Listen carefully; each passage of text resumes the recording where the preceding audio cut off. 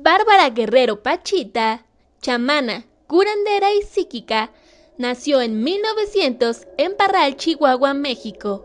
Al quedarse huérfana, fue adoptada por un descendiente de africano llamado Charles, quien le enseñó el uso de hierbas medicinales. Durante su vida, llegó a vender billetes de lotería, incluso llegó a alistarse a las filas del general Pancho Villa.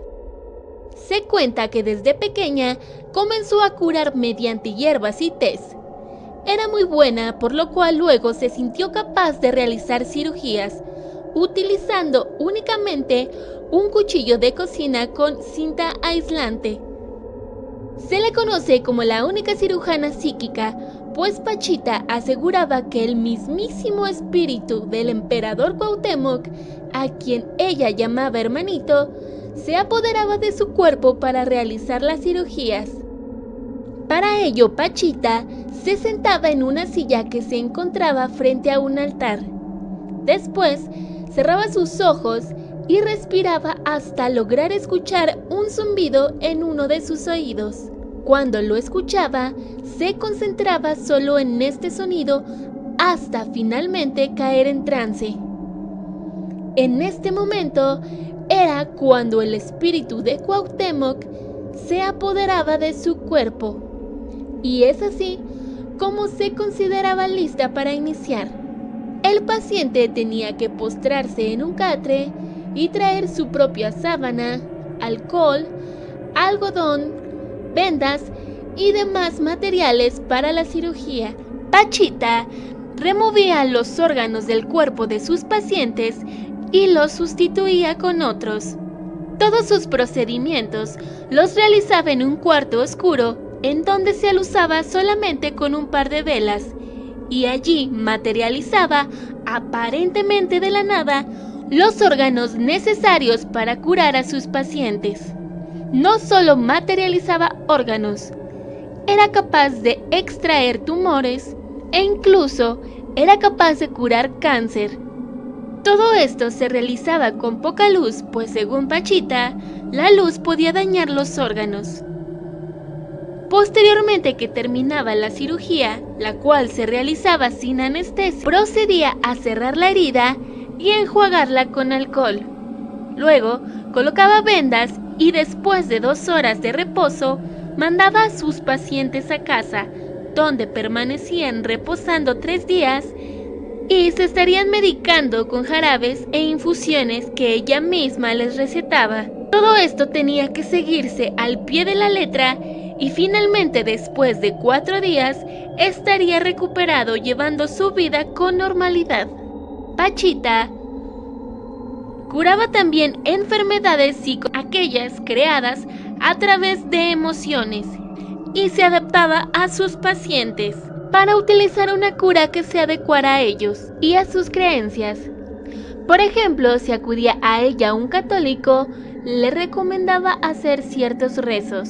Rápidamente, la noticia de las habilidades de Pachita se hizo correr hasta llegar a oídos de ciertos profesionistas, estudiosos y curiosos, como el psicólogo estadounidense Stanley Krippner, el antropólogo médico cubano Alberto Villoldo, el investigador paranormal ex sacerdote Salvador Freixedo, el escritor Alejandro Jodorowsky, el fraile y lexicógrafo bíblico dominico Maurice Cognac y el neurofísico mexicano Jacob Greenberg Silverbach.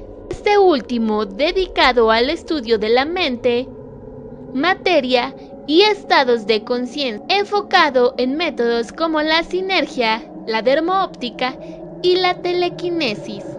Él acudiría a investigar y aprender de los métodos de Pachita y posteriormente escribiría un libro dedicado únicamente a esto. Uno de los libros más famosos dedicados a Pachita. Cabe señalar que tuvo una misteriosa desaparición. Pachita se quedó un momento pensativa y repentinamente levantó el brazo con la mano extendida diciendo al mismo tiempo: pues, en el nombre de Dios, Todavía hoy, cuando recuerdo la escena después de tantos años, me invade una cierta emoción. Yo estaba mirando la mano en alto de Pachita, totalmente ignorante de lo que iba a suceder, cuando, repentinamente, vi aparecer entre sus dedos un pedazo de carne rojiza. Salvador chillé sin pudor. Dio el último tirón.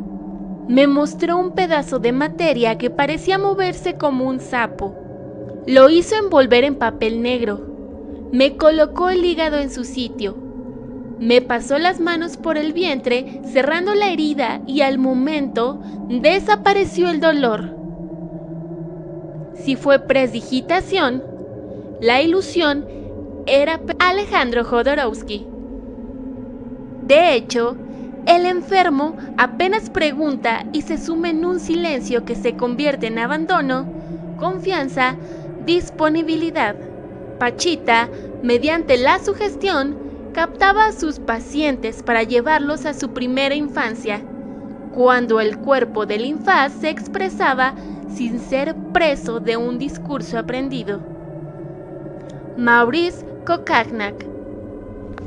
A pesar de esto, había muchos escépticos de las prácticas de Pachita, pues no creían que la curandera pudiera materializar órganos de la nada. Se pensaba que podían ser derivados de animales o incluso que algún médico amigo suyo se los estuviese dando.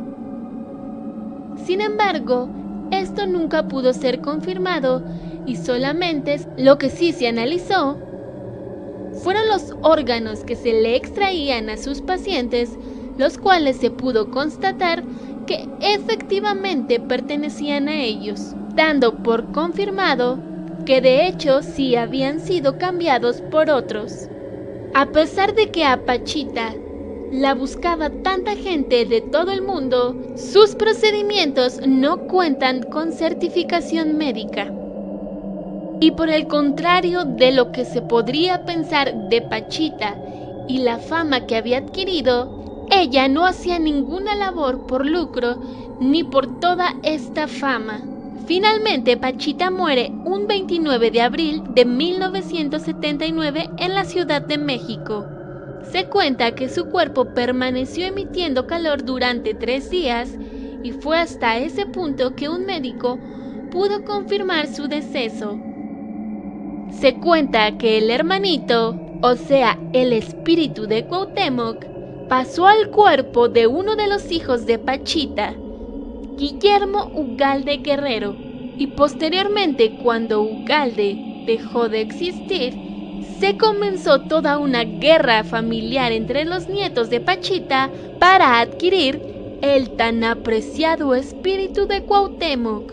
Sin embargo, en esta generación ya no fue lo mismo, ya que sí se llegaron a haber quejas sobre resultados mal logrados, además de realizar costos que se consideraban altos por la cirugía, llegando a cobrar 50,000 pesos mexicanos, perdiendo la credibilidad y el interés de la gente por esta tradición. ¿Y tú qué opinas? ¿Crees que en realidad haya sido todo obra del espíritu de Cuauhtémoc o crees que esta vez la sugestión jugó un excelente papel?